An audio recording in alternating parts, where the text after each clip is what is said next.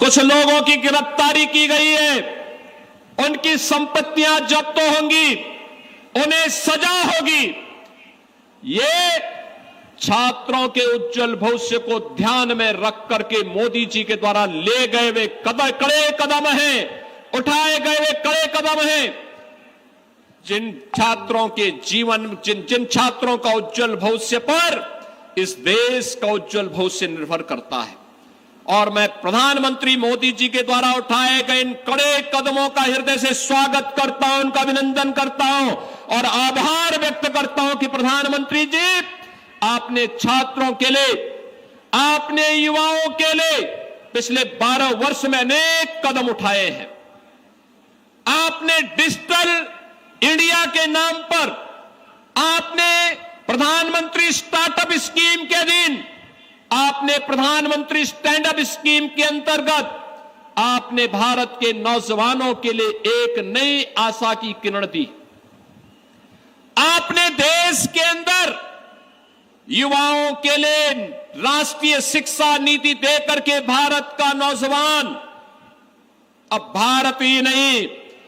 केवल घिसी पिटी शिक्षा नहीं, बल्कि नए कलेवर के रूप में नई शिक्षा नीति के माध्यम से वैश्विक जगत में अपनी दाग का लोहा मना सकता है, यह व्यवस्था दी।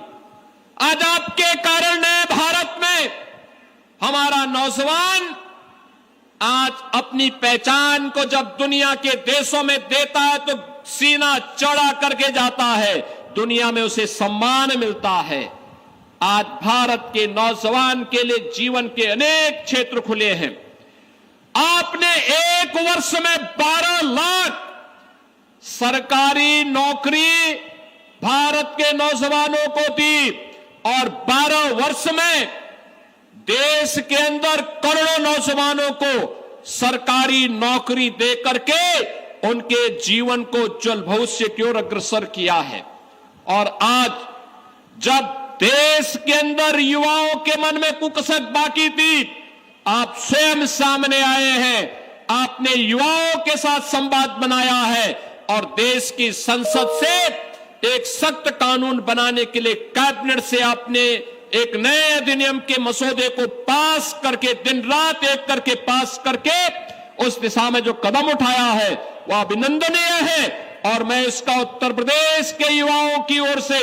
उत्तर प्रदेश के छात्रों की ओर से इसका स्वागत करता हूं और अभिनंदन करता हूं। बहन और भाइयों, मैं यूपी के नौजवानों से कहना चाहता हूं,